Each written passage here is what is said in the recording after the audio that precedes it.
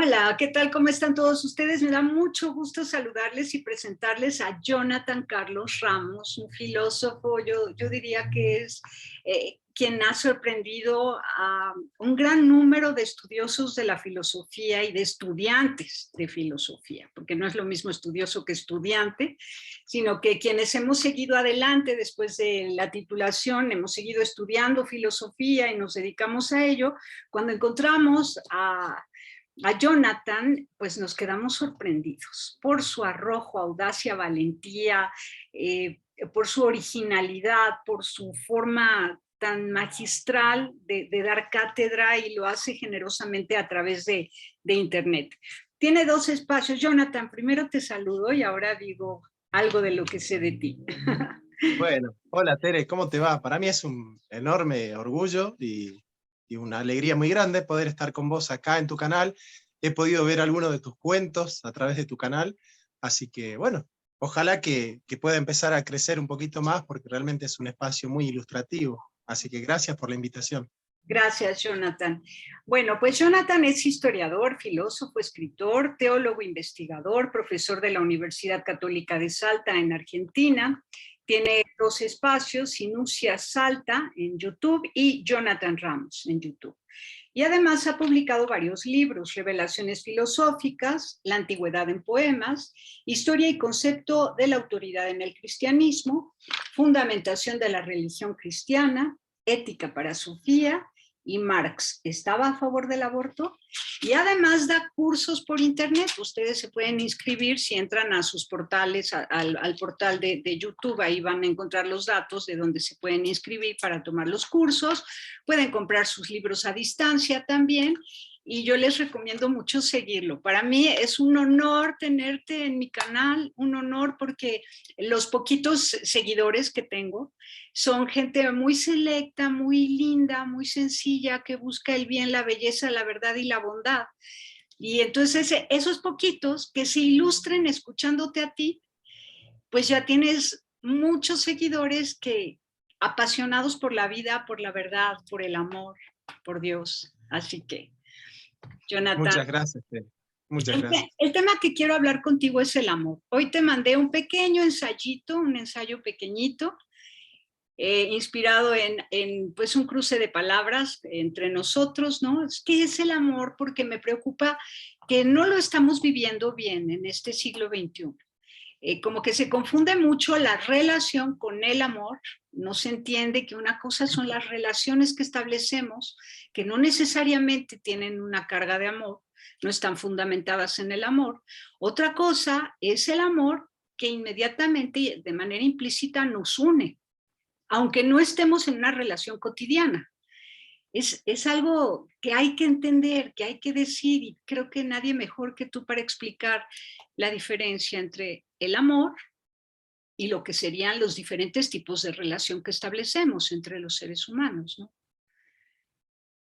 Bueno, podemos hacer una clasificación, una especie de... A ver, las cosas tan profundas no se pueden esquematizar porque justamente son dinámicas y son muy espontáneas, ¿no? Pero bueno, una de las trampas de la filosofía es que nos obliga a conceptualizar, porque ordenar es lo propio del sabio, dice Santo Tomás, ¿no?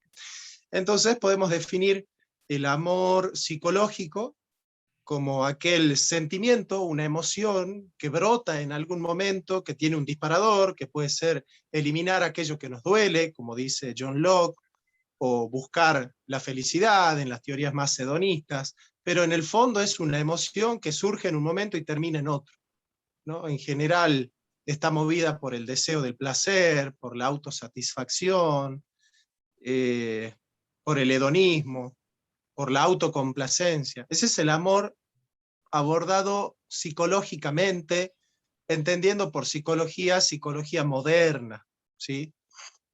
Después tenemos el amor ontológico, es decir, la pregunta por el amor en sí mismo, ¿qué es el amor? Bueno, esa definición no puede prescindir de esa carga existencial que implica que el amor siempre se da en una historia, siempre se da en una persona, siempre se da en un contexto, como vos dijiste muy bien, se da en una relación. O sea, el amor no es la relación, pero se da en la relación. Siempre el amor implica una relación, aunque no todas las relaciones son relaciones de amor, claramente, claramente. Entonces, esa implicancia que tiene lo relacional del amor, incluso cuando es amor de uno mismo, porque en el momento en que uno se ama a uno mismo, se reduplica, porque se convierte en sujeto y en objeto de ese amor, ¿no? Entonces, en esa reduplicación aparece el sí mismo como otro, y ese sí mismo como otro puede extraviarse. Eso explica muy bien Paul Ricoeur, ¿no? Ese extrañamiento que tiene el amor a sí mismo, que es tan peligroso, por otro lado, tan predicado y tan peligroso, el amor a sí mismo, porque justamente acá aparece el horizonte más adecuado, a mi entender, para interpretar el amor, que es el ético espiritual. El ético espiritual, donde aparece el horizonte del otro, ¿no? Amar es amar al otro, amar es amar al prójimo, y me voy a basar para desarrollarlo en una frase de Kierkegaard en un libro que se llama Las obras del amor, capítulo 2, amarás al prójimo. Dice, porque en efecto es el amor cristiano el que descubre y conoce la existencia del prójimo. Y lo que es lo mismo, que cada uno lo es. O sea, uno se autorreconoce como prójimo del otro. Si amar no fuera un deber, tampoco existiría el concepto del prójimo. Solamente cuando se ama al prójimo, solamente entonces queda erradicado lo egoísta de la predilección y preservada la equidad de lo eterno. Esta frase es muy hermosa, la de Kierkegaard, porque justamente muestra cómo la autopreferencia no es un acto de amor estricto, de amor espiritual, es un acto de amor erótico. Hay una erótica que nos lleva a nosotros a buscar el placer.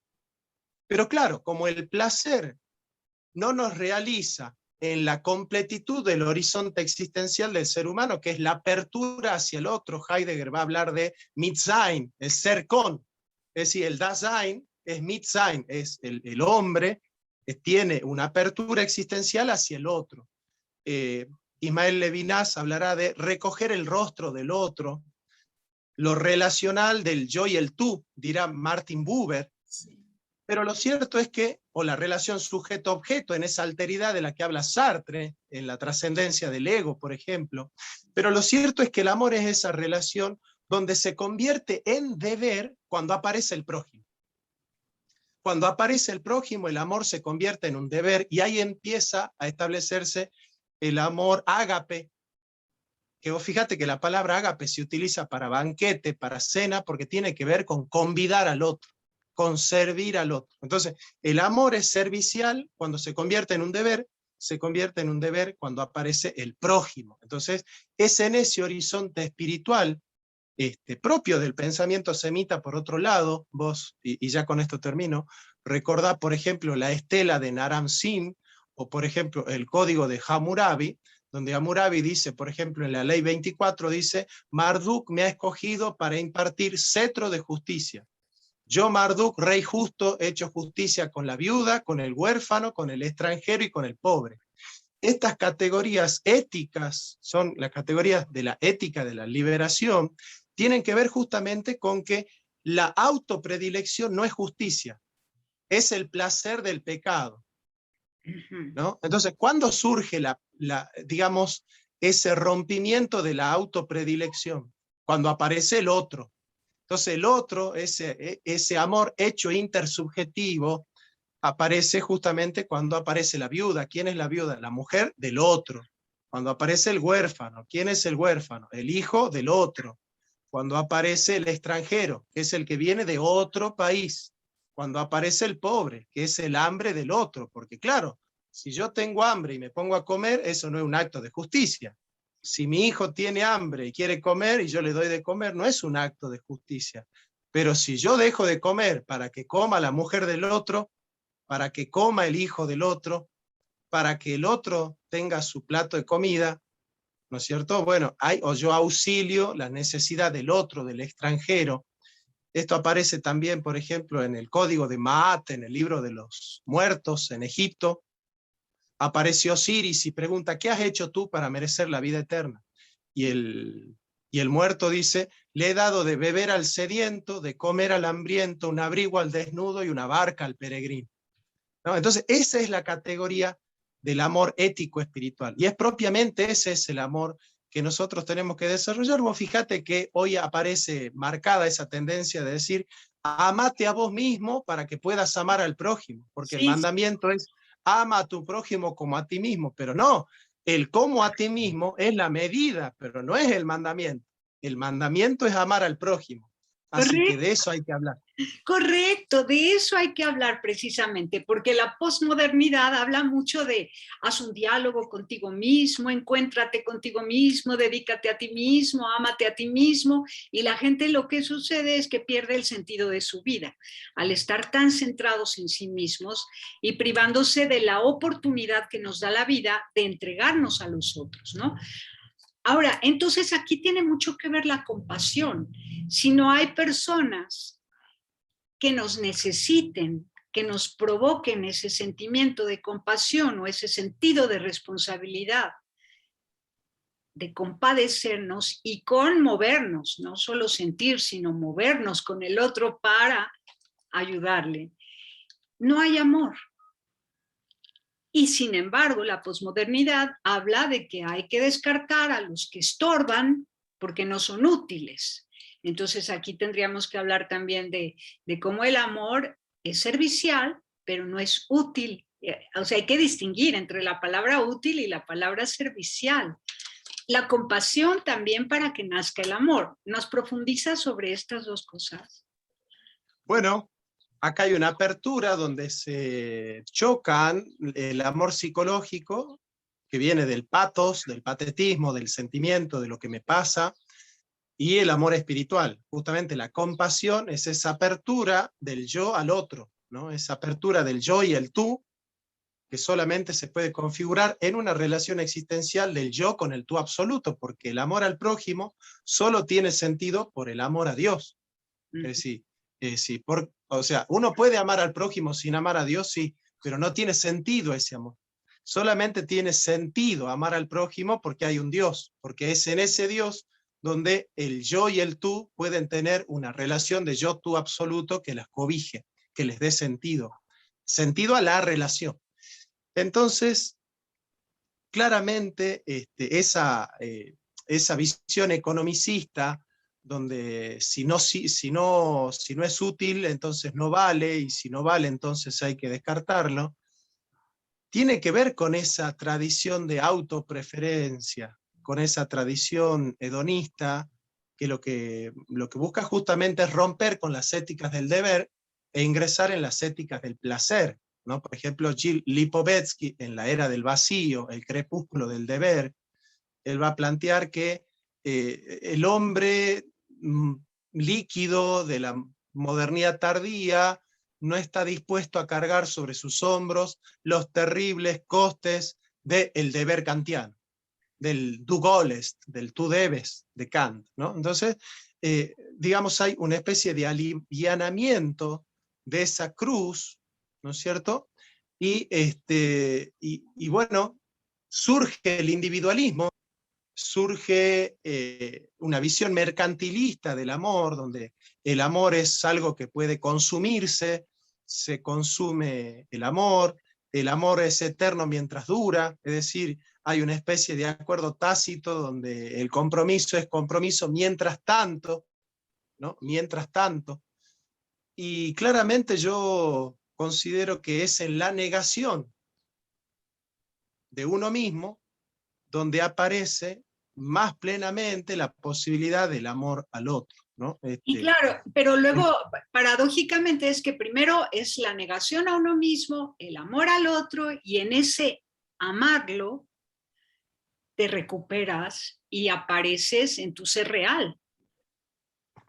Bueno, es que ahí está, porque nosotros pensamos, por esa visión economicista, que en el amor siempre hay alguien que gana y alguien que pierde. Ujú. Eso lo dice Sartre en El ser y la nada. Él dice, bueno, podemos concebir el amor como una lucha de poder.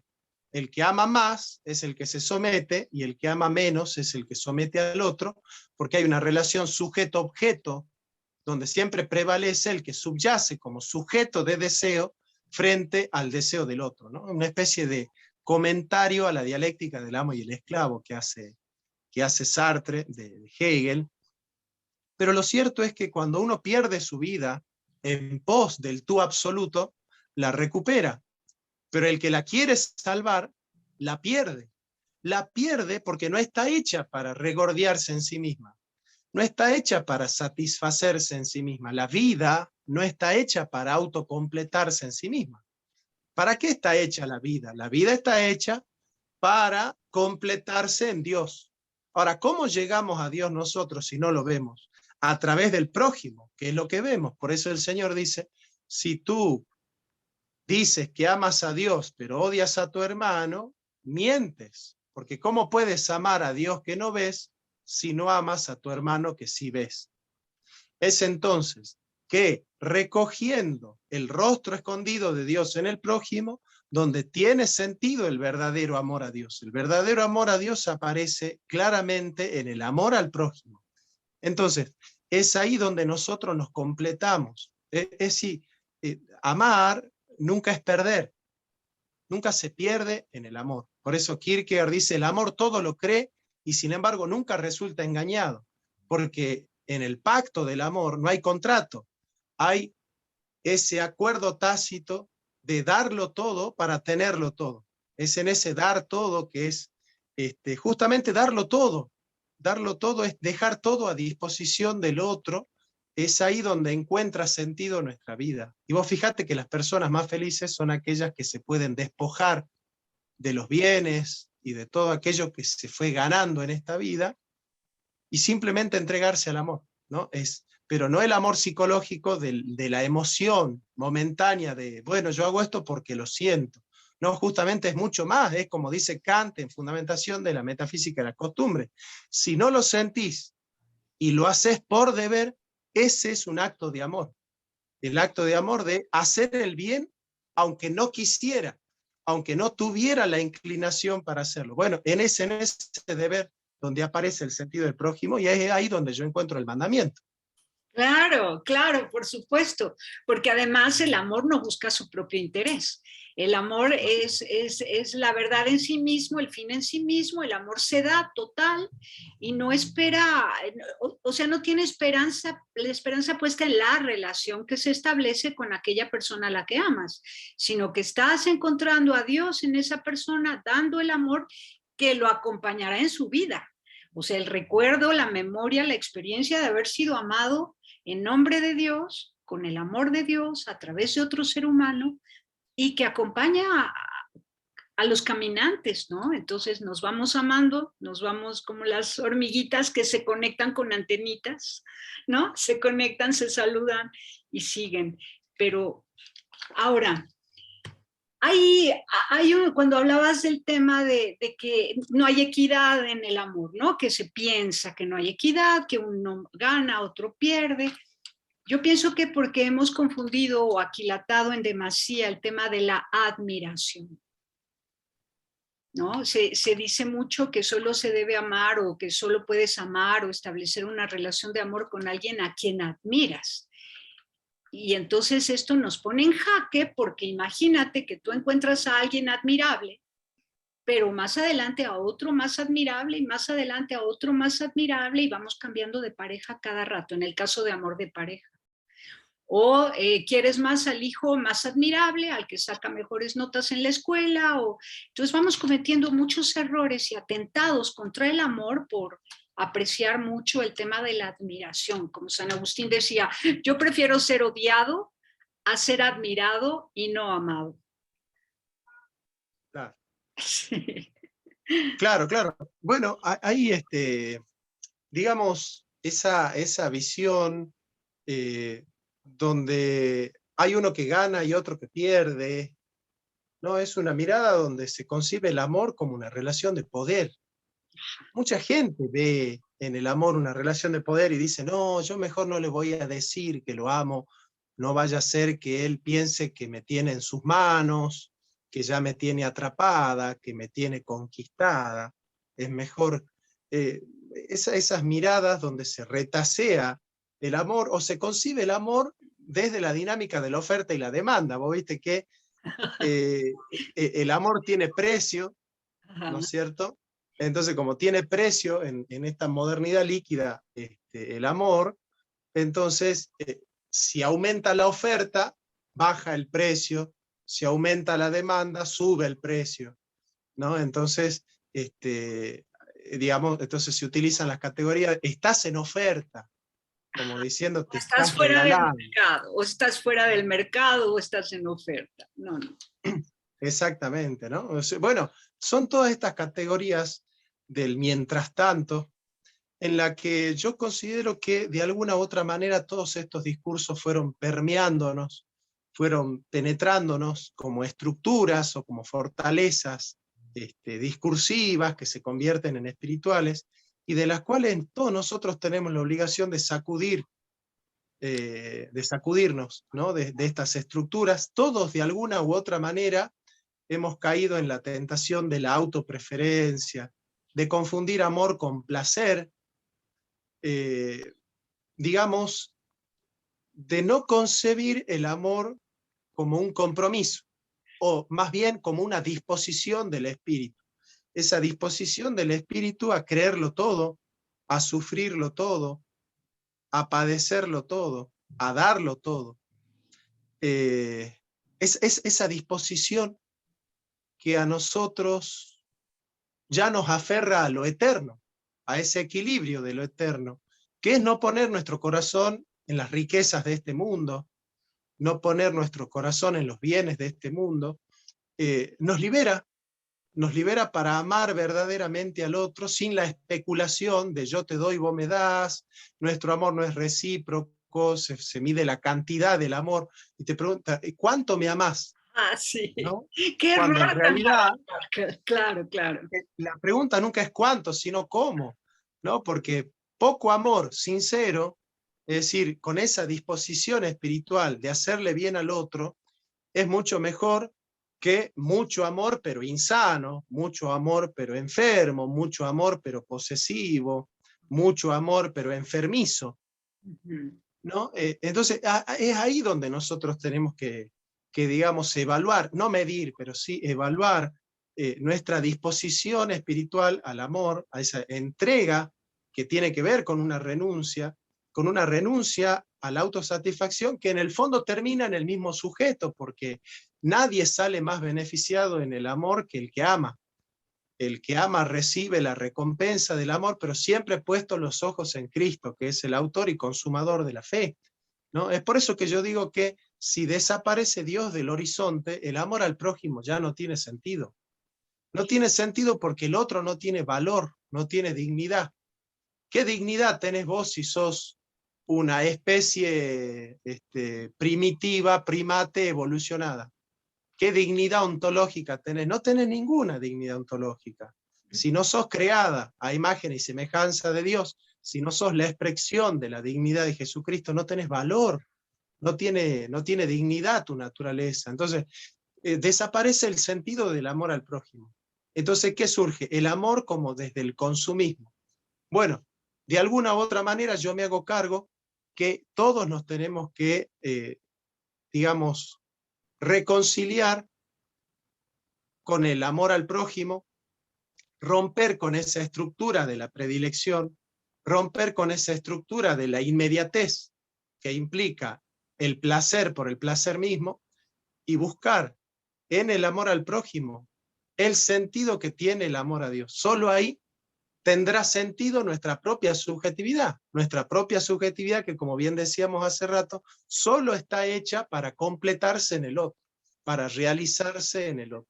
Entonces, recogiendo el rostro del otro, que me muestra su humanidad, es que nosotros encontramos el verdadero sentido. Vos fíjate que si no, aparece la angustia.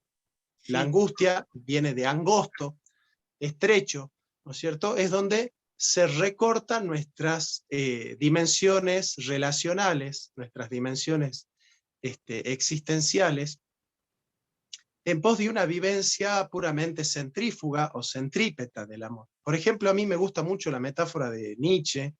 Nietzsche dice, imaginemos, por ejemplo, que hay una especie de salón enorme o de casa enorme, donde hay muchas habitaciones, y en cada habitación vive uno de nosotros. Y cada uno de nosotros en esa habitación arma su propia existencia. Entonces yo, por ejemplo, ingreso a tu habitación y la veo desordenada. Y te digo, Tere, pero tu habitación está muy desordenada, no podés vivir así, esta existencia no es vivible. Y vos me decís lo mismo, me decís, no, pero para mí la que está desordenada es tu habitación y no la mía. Mirá, mi habitación está ordenada, lo que pasa es que este orden tiene que ver con esto, con esto, con esto otro. Entonces, de alguna manera, tu habitación es tu existencia. Y yo no puedo renunciar a mi orden para entregarme al orden de tu existencia, de tu habitación, porque te convierto en sujeto, me convierto en objeto. Correcto. Y vos tampoco podés dejar de vivir en tu habitación para ir a vivir en la mía. Entonces, ¿qué dice Nietzsche? Para que en el amor no haya renuncia, hay que vivir en los pasillos. Entonces él dice, entre la pura interioridad y la pura exterioridad está el entre. Bueno, el amor es ese entre, donde nunca pierdo mi subjetividad, pero siempre la encuentro cuando la pierdo en el otro. Cuando la pierdo para el otro, la encuentro para mí mismo. Entonces, ese entre, son esos pasillos donde es interesante vivir el amor.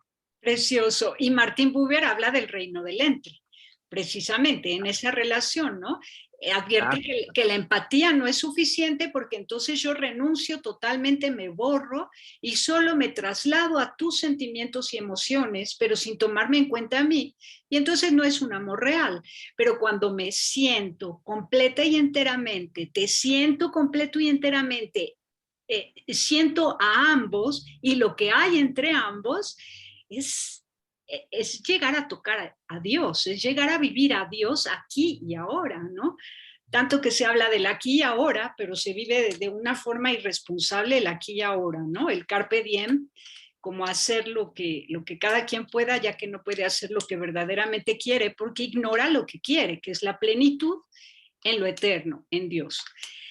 Ahora, el amor de pareja, porque entiendo el ágape perfectamente, podemos vivirlo con todos y en favor de todos los seres humanos, especialmente pues los que reconocen a Dios y que de pronto sucede el milagro del encuentro y dicen, oye, vivimos en el mismo lugar, ¿dónde? En el corazón de Jesucristo, wow, increíble, ¿no? Pero, ajá, eso es precioso, es un regalo que te acompaña, es increíble. Ahora, el amor de pareja, hombre-mujer, ¿cuál sería la diferencia ontológica entre hombre y mujer? ¿Y cómo sucede verdaderamente el amor de pareja hombre-mujer? Porque también ahí hay confusión, sobre todo ahora que en términos prácticos, mujeres y hombres hacen lo mismo, hablan igual, las mujeres se han vuelto muy rudas, pierden noción de la maternidad, han perdido el instinto, la intuición materna, lo femenino. En fin, o sea, acláranos eso porque también tenemos un problema en este siglo de poca generosidad y compromiso en el amor de pareja. Bueno, el problema de pensar la pareja es pensar en los conceptos que son duales.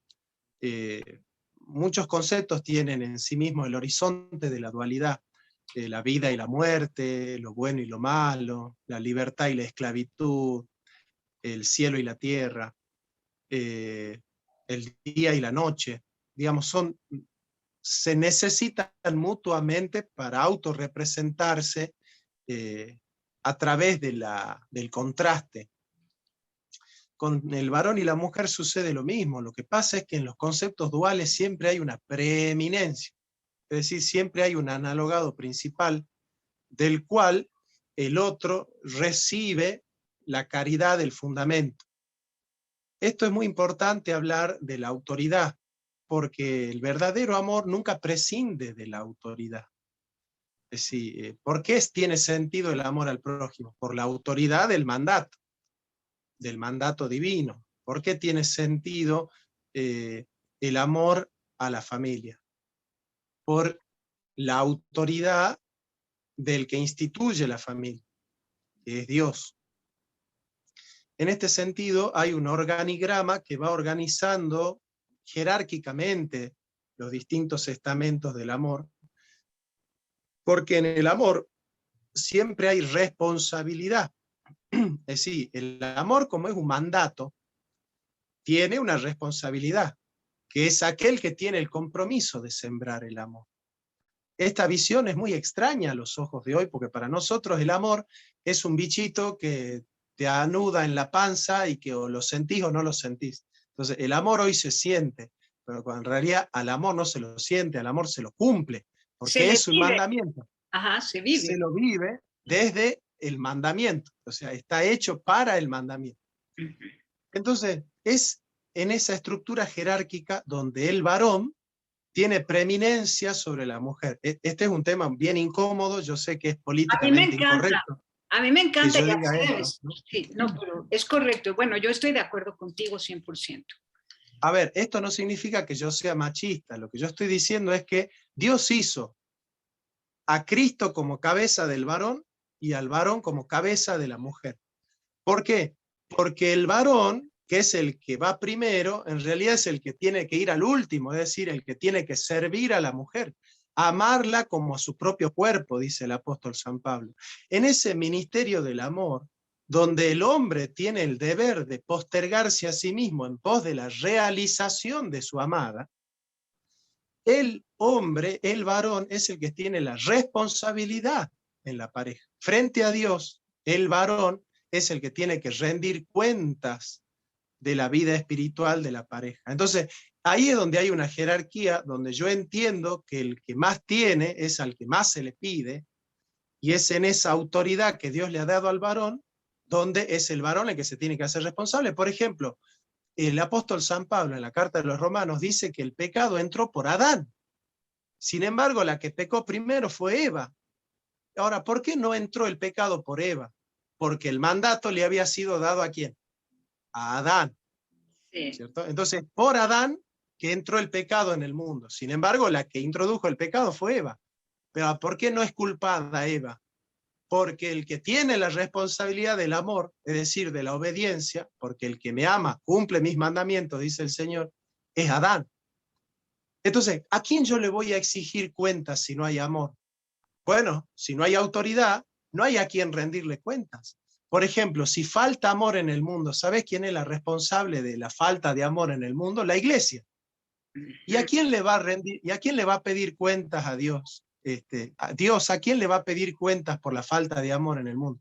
A la iglesia, si él ha dejado la iglesia como cuerpo místico, como sal y como luz de este mundo. Entonces, ahí aparecen grandes condenas a aquellos que estando en la figura de autoridad no están cumpliendo con su responsabilidad. Entonces vos fíjate que hoy estamos frente a una crisis de autoridad donde una, hay, un, hay una condena espiritual al varón. El feminismo debe ser leído espiritualmente como una condena y un castigo de Dios a los varones. Porque los varones que han tenido la preeminencia o que hemos tenido la preeminencia, no hemos podido hacernos cargo de esa preeminencia liberando a la mujer, amando a la mujer. Claro. ¿Qué hicimos con la mujer? La hemos sometido, hemos abusado de nuestra autoridad. Claro, claro. Mi lectura de esta alegoría, ¿no? de Adán y Eva, que es preciosísima y hay mucho todavía que leerla despacito y entenderla muy bien, pero una hipótesis que yo tengo, bueno, ¿por qué Eva fue la que tuvo que mostrar los límites humanos a Adán? Ella mostró los límites. Ella rompió con la norma, con la regla. Ella, pero era para mostrar un límite para que Adán tomara su autoridad y se sintiera responsable de eso, ¿no? Para hacerlo hombre. Mira, estos son nuestros límites. Entonces se convierte en hombre, en verdadero hombre. Y después a proteger a la mujer y a los hijos, a guiar. Ahora, te quiero comentar que yo he ido a varias celebraciones de mis amigas judías, que quiero con todo mi corazón, y cuando vamos a la sinagoga, ellas están de un lado, los hombres del otro, los hombres muy bien puestos en la ceremonia y las mujeres comiendo algún chocolatito, platicando entre ellas como niñas pequeñas. Y eso me encanta y me confronta como cristiana, me interpela, porque ellas entran segurísimas a su templo sabiendo que están seguras y aseguradas en el amor de su marido, que es el que está relacionándose directo con Dios. Y un día le pregunté a una de ellas, le dije, oye, le dije, qué bárbara, te pareces muchísimo a Jesucristo por tu bondad, porque hace un montón de obras de caridad por todos lados, ¿no? Es de las que se quitan la comida de la boca y la regalan. Y entonces, si mi Señor Jesucristo te conociera, ya te hubiera bautizado, le dije, ¿no? Entonces me dice, oye, no, yo lo que quiero saber es qué dice mi marido de mí, porque para mí el representante de Dios es mi marido. Y lo viven súper bien, esta idea de que Dios es cabeza del hombre, hombre cabeza de la mujer, y ellas son muy libres como mujeres, muy felices, muy seguras. Y las mujeres cristianas somos más, como que más, como más constreñidas, temerosas, no sé. Hay algo que no Porque, hemos entendido, las cristianas. porque no conocen su lugar. Es decir, cuando vos conoces tu lugar, vos te realizás en ese lugar. A ver, si, digamos, si vos tenés dones para ser general y sos cabo, es normal que te sientas satisfecho, pero es cuestión de que vos sepas para qué estás hecho en esta vida, ¿no? Y, y bueno, a ver, el gobierno de las mujeres, esta preeminencia, esta predilección, esta impunidad que tienen las mujeres en la cultura progresista para hacer, deshacer, este, para, para matar o no, para discriminar o no, tiene que ver con esas señales de ese castigo divino a la figura del varón, que está siendo condenada por Dios. O sea, nosotros los varones, si no nos hacemos cargo que nosotros no supimos ocupar el lugar que Dios nos ha dado, y por eso lo hemos perdido a ese lugar, así como, por ejemplo, Dios te encomienda predicar el Evangelio, y vos no predicas el Evangelio, empiezan a predicar las piedras, ¿no? Bueno, pero que prediquen las piedras no es señal de tu gloria, es señal de tu castigo, señal de que vos no estás cumpliendo con tu mandato, no estás realizando tus dones divinos a favor del prójimo. Entonces, los varones tenemos que hacernos cargo de esta señal del castigo, que es haber perdido nuestro lugar. Vos fíjate que Lacan dice, el siglo XXI será el siglo de la desvirilización del varón. Entonces vos fíjate que todo aquello que implica una vivencia social de la masculinidad es llamada machismo. Sí. Digamos, el feminismo le llama machismo a toda la vivencia social de la masculinidad. ¿Qué implica la masculinidad? El poder, la fuerza, la entereza, la jerarquía, la autoridad, la Sí. tradición, la familia, El la equilibrio. cohesión, la vida cultural, el intelecto, la razón, todas estas cualidades que son propias del varón, que no significa que no las puedan tener las mujeres, lo que yo digo es, las tiene más propiamente el varón, es decir, el varón es más racional que la mujer, aunque la mujer también es muy racional, pero tiene una racionalidad mucho más expandida en la ilustración de la imaginación y de otras características que hace de la mujer un ser mucho más sensible con la vida. Estas propiedades propias del varón son censuradas como malas dentro de la esfera de la cultura progresista. Hoy ya no se respeta la tradición, no se respeta la autoridad, no se respeta el poder, no se respeta la jerarquía, no se respeta la cabeza, no se respeta el mandamiento, no se respeta el deber, porque todo eso es sinónimo de nuestra esclavitud. Nosotros queremos ser libres, y para ser libres tenemos que romper con la tradición, romper con la autoridad, romper con el poder, romper con la fuerza. ¿Y qué es lo que nos queda? Nos queda el resentimiento de aquel que está abajo, pero que como no tiene a quien someterse por amor, entonces quiere ocupar el lugar que no le corresponde. Entonces ahí aparece la distorsión, aparece una especie de rompimiento de esa armonía natural que tienen las relaciones. Justamente las relaciones duales son relaciones jerárquicas. Siempre es así porque donde hay dos, siempre hay uno que toma del otro, participa del otro, ¿no es cierto?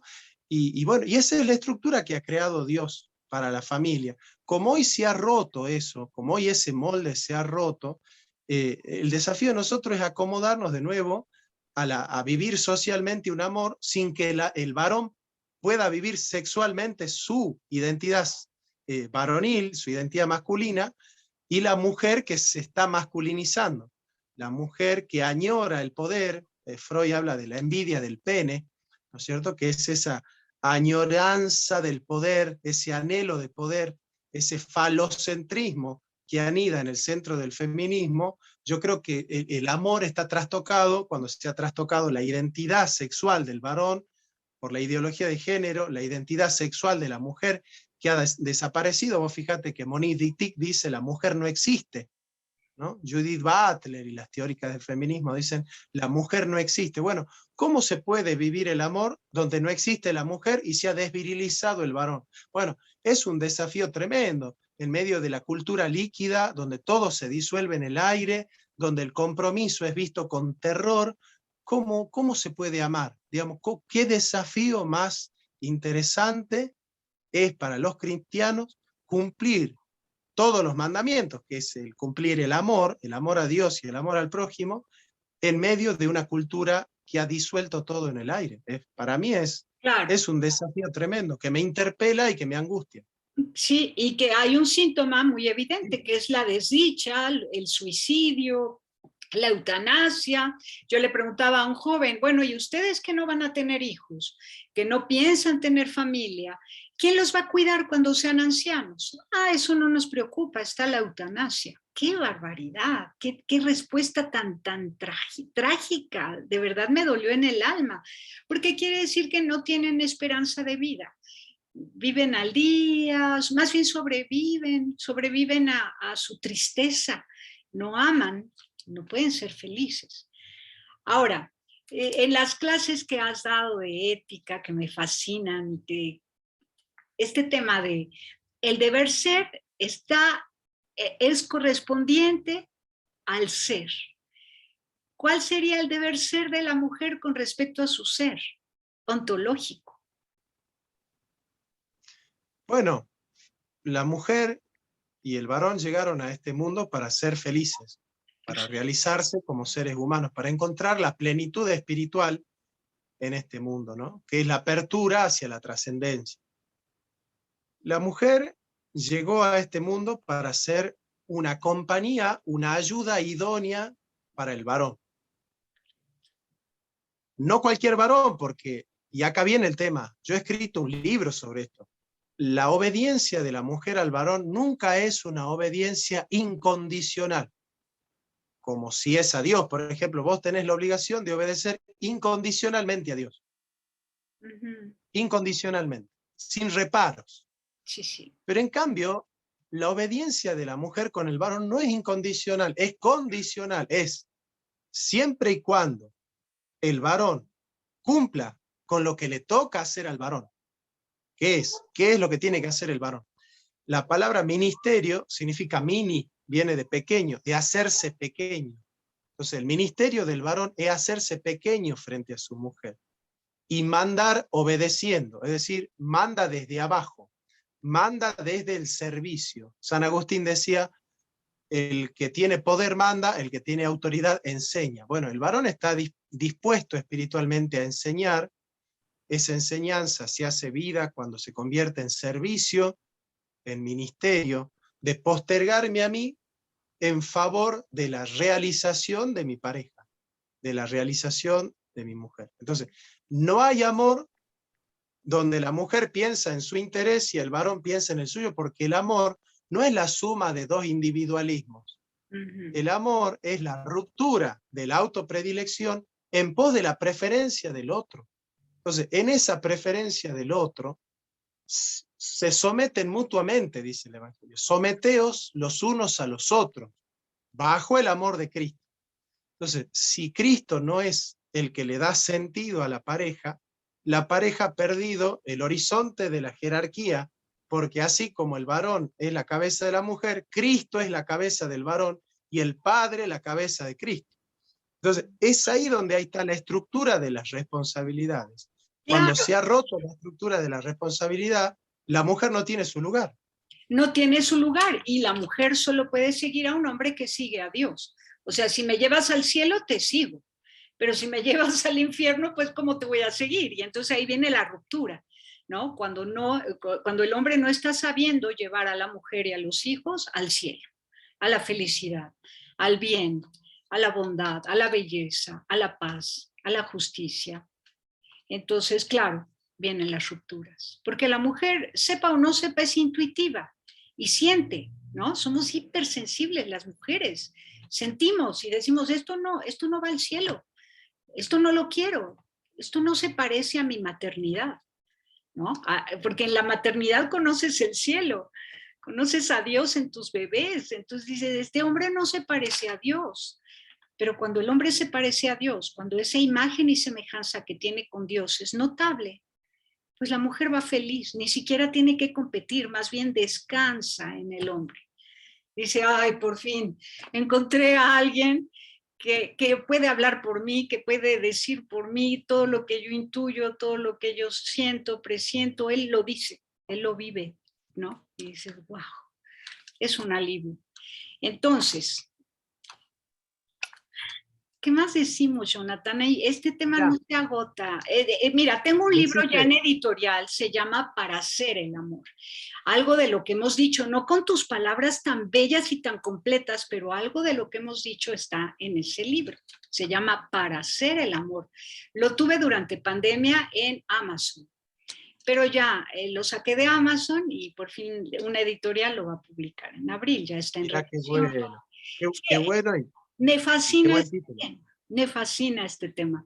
Pero compartirlo contigo y que tú nos ilustres, yo quisiera pedirte en nombre de todo tu público, más el mío, que es poquito, pero que se sumará a tus canales para seguirte, que hables más y más del amor, que sigas hablando del amor. Bueno, mira, en la sociología se ha desarrollado a partir de Elie Chinoy y de Pierre Bourdieu la categoría del rol y el estatus. El rol es la misión y el estatus es la jerarquía. El varón en Occidente siempre tuvo el estatus de la cristiandad, pero pocas veces ha ocupado el rol que tenía que, pocas veces ha cumplido su misión. Y el feminismo es señal de una falta de funcionalidad por parte de esa estructura cristiana de la vida.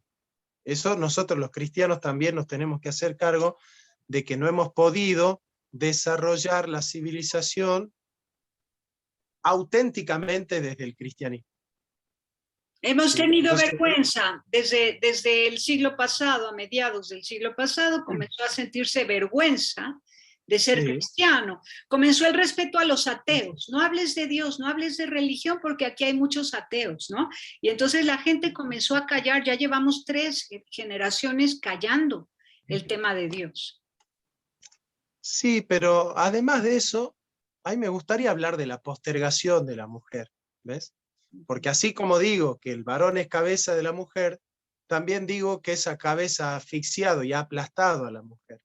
Entonces yo quiero hablar también de la postergación de la mujer, porque la mujer que fue vista, ¿no es cierto?, desde una mirada muy inmaculada, también es cierto que la mujer fue negada como sujeto de deseo, ¿no? Es decir, yo, por ejemplo, hacía esta analogía y decía, bueno, la mujer está en el cristianismo general, tradicional, digamos, es vista como desprovista de su derecho a gozar, de su derecho a desear, ¿no? Es como que es esa mirada donde la sexualidad fue vista desde la inmaculada, desde la Sí. impoluta, desde la castidad absoluta, Ujú. desde la no vivencia de la sexualidad, aparece pocas veces la palabra sexo y la palabra santidad en la misma oración.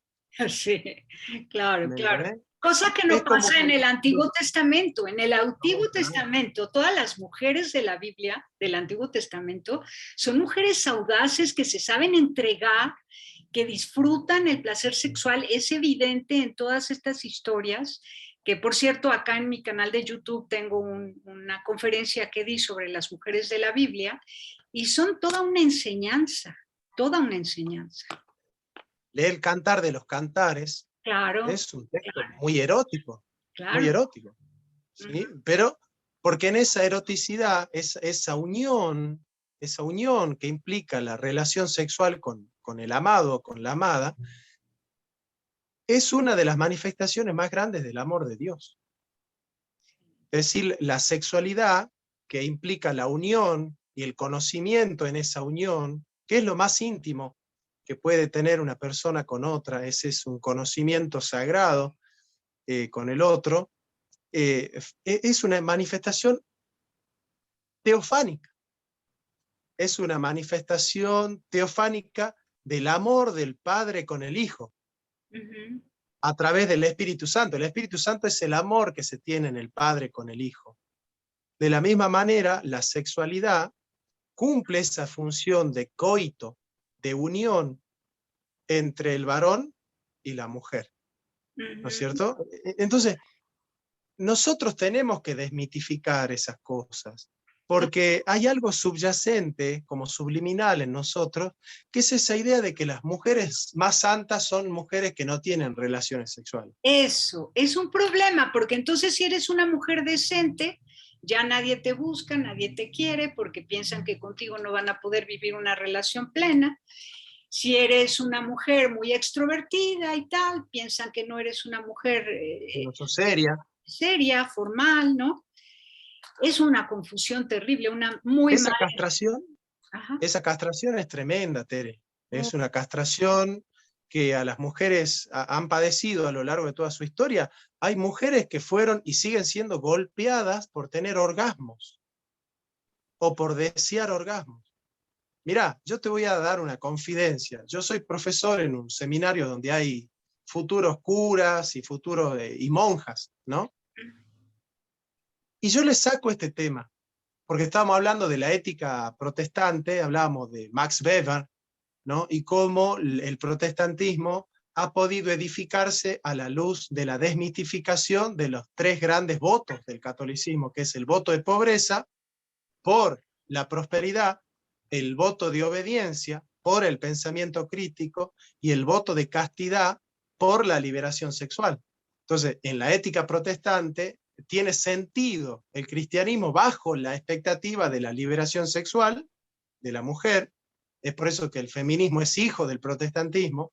El pensamiento crítico, de ahí viene la ilustración, es hija del protestantismo, y la prosperidad, que es la ética del capitalismo, ¿no es cierto? La teología de la prosperidad es netamente protestante.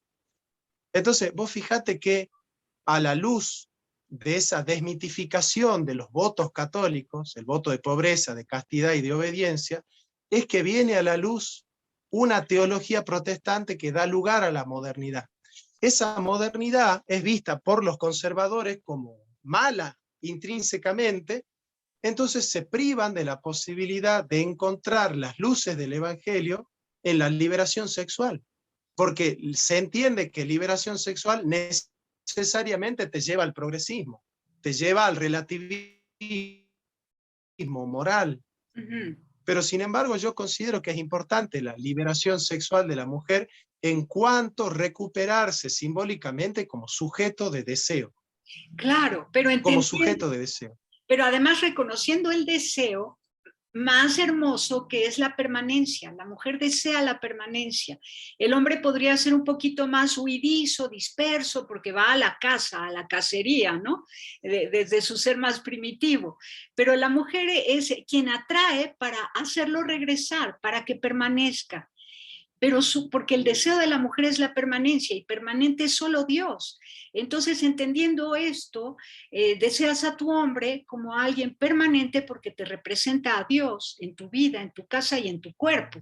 Y estar unida a Dios cuerpo a cuerpo con el hombre, ¿no? Que solo hay dos momentos, el embarazo, cuando el bebé está en el vientre de la mujer, es que la mujer logra ese máximo gozo que es hacerse una con otro, tiene a su bebé dentro, en esa unidad preciosa, y cuando tiene a su hombre dentro, ¿no? Es un privilegio, y esto, si se viera de esta manera, como te lo digo, pues habría muchas parejas felices, porque sería un acto sagrado, independientemente de que puede ser gozoso, divertido, alegre, disfrutable, lo que tú quieras, pero antes que todo eso, o junto con todo eso, gozoso al nivel máximo. Creo que Benedicto XVI decía, el amor de pareja entre hombre y mujer es una promesa, un asomo al cielo, una promesa que aunque no se cumple en su totalidad, se llega. ¿Por qué no se cumple en su totalidad? Porque dura un momento. El acto sexual dura un momento, pero sí es verdaderamente un asomo al cielo.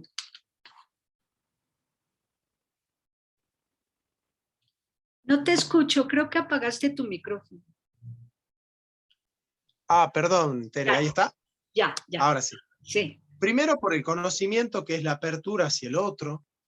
Segundo, por estar orientado al deseo del otro. Fíjate vos, ¿no?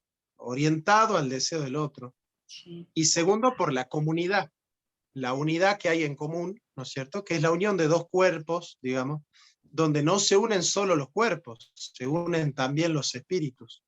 Es por eso que hay que, digamos, hay que tener mucho cuidado, porque muchas veces uno puede compartir con una mujer que no tiene la misma fe, y eso en la Biblia se llama yugo desigual, que trae muchos problemas porque en esa unión espiritual hay una idolatría, Sí. ¿no es cierto? Porque uno se está Qué inclinando al servicio de otro Dios, de alguien que está sirviendo a otro Dios, ¿no? Correcto. Ese es el problema que tuvo Salomón con todas las mujeres a lo largo de toda su vida. El ministerio de Salomón siempre fue amenazado y destruido por su gran afán de las mujeres, ¿no? Y mujeres que no siempre adoraban a Yahvé. Por eso luego pidió sabiduría, yo creo que se hartó de vivir mal. Sí. Exactamente, pidió sabiduría porque, bueno, para saber elegir, ¿no? Para saber hacer la frónesis. Claro. Así que, mira, yo considero que el amor es el desafío más grande que tenemos nosotros. Vos fíjate que hay tres grandes virtudes teologales: la fe, la esperanza y el amor. La fe es la certeza de lo que se espera. ¿Cuándo desaparece la certeza de lo que se espera? Cuando llega el esperado. Claro. ¿Cuándo desaparece la esperanza? Que es el amor de la espera. Cuando llega el esperado. Entonces, cuando llega el esperado, desaparecen la fe, que es la certeza de lo que se espera, y el amor de la espera, que es la esperanza. ¿Por qué? Porque ya no estoy esperando más nada, porque ya ha llegado las bodas del Cordero. Pero sí queda la preeminencia del amor. Sí. Es por el amor que se ha tenido fe, es por amor que se ha esperado, y es por amor que se goza del esperado. Entonces, en esas bodas del Cordero, donde la iglesia se va a casar con el Señor Jesucristo, van a llegar las plenitudes de los tiempos a su máximo esplendor, y ese es el momento que nosotros más esperamos. Por eso la Biblia termina diciendo: ven, Señor Jesús, ven, Señor Jesús. Es esa ansia, esa espera de que el Señor vuelva, es lo que nos mueve a todos nosotros, ¿no? Es en vista de la segunda venida del Señor. Nosotros hablamos de la primera venida del Señor, pero nunca anhelamos la segunda venida. Entonces nosotros los cristianos tenemos que hablar más de la parusía, de Sí, la segunda venida del Señor. porque además ahí estamos en las mismas circunstancias todos, dice San Agustín, hay dos advientos, el primero en el que unos creyeron y otros no, cuando llegó Jesús, y este segundo en el que toda la humanidad está en la misma circunstancia esperando. Así que eso nos une, esta segunda espera nos une a todos. Me maravilla, me encanta y me alegra. Yo siempre digo, ven, Señor Jesús, ¿no? Y lo espero con la misma pasión que el anciano Simeón y Ana, cuando lo conocieron en el templo, pues yo así. Claro. Sí. Y se Bueno, nota, Tere, se nota, lo digo públicamente, tu pasión por Cristo realmente es conmovedora. Siempre hablas del Señor, siempre comunicas al Señor. Y esa pasión que yo sé que vos lo amás al Señor con amor de lágrima, es decir, con amor de emoción, con amor de caridad, con amor de misericordia, con amor de alegría, sí. se transmite, se contagia y te lo agradezco públicamente porque es hermoso y realmente es un testimonio. Bueno, yo también digo lo mismo exactamente de ti. Por eso me ha encantado y estoy agradecidísima con Dios por haberte encontrado. Como filósofa, yo me siento feliz de encontrarte a ti como filósofo y ver cómo eres tan audaz y tan valiente que no dejas que la filosofía se quede atorada en sí, sino que trasciende y llega a la sabiduría y a la teología y luego desde tu corazón explicas tan bien todos los temas que por eso quiero que mi público te siga. De verdad no me importaría si mi canal ya lo dejan de ver con tal de que vean a Jonathan Ramos, porque eres de los pocos. ¿Sabes? Hay otro filósofo que se llama Carlos Díaz Hernández, español, lo conoces, un señor como de 70 años. No, no, Bueno, no. Carlos Díaz Hernández. En mi canal tengo 18 entrevistas con él que le hice hace tiempo. Pero también, o sea, llega, aunque está muy influenciado o muy presionado por el ambiente de los filósofos de esa generación de 70, 80 años de edad, donde hay mucho posmodernista, sin embargo, de repente tiene luces que se atreve a hablar de Jesús. Pero tú con un aplomo y una libertad que celebro que seas libre pensador, ni de izquierda, ni de derecha, ni de arriba, ni de abajo, sino libre pensador, 100%. Con quien se puede hablar. Bueno, Ajá. podríamos decir que soy pensador, no sé si soy tan libre, me gustaría ser más libre todavía, Yo, pero sin lugar a dudas que el que hace cosas grandes puede equivocarse grandemente también, ¿no? Y entonces yo para cerrar, un homenaje a Heidegger, cuando él dice, cuando el tiempo solo sea rapidez y cuando pueda verse la explosión de una bomba en Japón y en Nueva York al mismo tiempo, como viejos fantasmas volverán las viejas preguntas. ¿Cómo? ¿Cuándo? ¿Por qué? Es en esta época donde ya parecía que teníamos todas las respuestas y de golpe nos cambiaron las preguntas, donde lo viejo todavía no termina de morir y lo nuevo todavía no termina de nacer. Es en esta expectativa de la latencia, donde la abismosa lejanía de lo cercano parece que nos oprime y nos angustia en esa expectativa de algo que no termina de llegar. Yo creo que la esperanza y la fe, que son la caridad del espíritu, son las que nos pueden a nosotros brindar el sentido en un mundo sin sentido, o como diría Marx, darnos un corazón en un mundo sin corazón. sí, muy bien, gracias Jonathan. No sé si hacer tope borrego, ya sabes, aquí en México hacemos tope borrego, que es chocar la frente. Tope borrego contigo, sí, corazón, pum, va para allá y un abrazo así, grande, grande. Te agradezco mucho esta entrevista, me siento pues muy honrada y un privilegio haberte tenido acá en mi canal. Y yo te sigo en el tuyo y espero que todo mi público te siga ahí en tu canal. Voy a poner en pantalla para que vean, aquí está Sinucía Salta. Sinusia es coito, ¿te refieres también a eso? ¿O a qué se refiere? Exacto, La es relación, coito, ajá. Y te es refieres coito también, a la pero además significa banquete. banquete, claro. Y es precisamente de teología. Este canal está hablando de cosas muy importantes, aunque creo que es más nuevo que el otro, ¿no? Pero tiene mucho de teología y este otro, que también es de Jonathan, por supuesto, es de filosofía sobre todo, y de política, y también mete canciones, canta muy lindo. Disfrútenlo. Sí se ve, ¿verdad, Jonathan? Sí, se ve, Tere, se ve. Bueno, pues entonces ahí están y que te sigan. Bueno, yo voy a subir este video a mi canal, así que todas las personas de mi canal que quieran seguir a Tere, por favor, Tere, decí cuál es tu canal de YouTube para que puedan encontrarte. Mi canal se llama Tierra de Miel Eretz de Bash. Eretz de Bash es, quiere decir lo mismo, tierra de miel, pero lo puse en hebreo. Entonces se los voy a poner para que vean. Eretz, es tierra. Ajá, Así es. tierra de miel, Eretz de Bash. Que Eretz de Exactamente. Bash es en hebreo, quiere decir tierra de miel. Porque Correcto. pues toda mi filosofía la hago desde mi corazón judeo-cristiano. Soy católica y pues me fascina todo lo judeo-cristiano. Amo y deseo y anhelo y rezo por la unidad de los cristianos. Jonathan, tú eres, ¿cuál es tu religión? Yo soy reformado, Reformado, pero ¿de cuál? De Calvino, calvinista, ¿verdad? calvinista. Soy Sí, calvinista, sí, sí. sí, sí, sí. Pero bueno, es un maestrazo y él también ama la unidad de los cristianos, da clases en una Soy escuela, ecuménico. es ecuménico, igual que yo.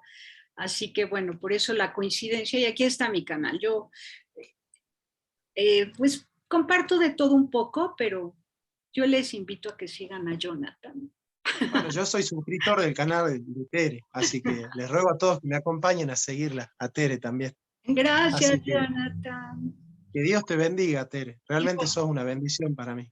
También tú para mí, Jonathan. Muchas gracias. Que Dios te bendiga y me Gracias a vos. alegro que hayas salido del COVID. Te dio COVID, ya estás aquí otra vez. Así que Acá estamos. celebramos que estés muy bien. Gracias, gracias. Muchas gracias. Pásenla Y a bien. todo tu público también, gracias. Gracias. Pásenla bien haciendo el bien. Hasta la próxima.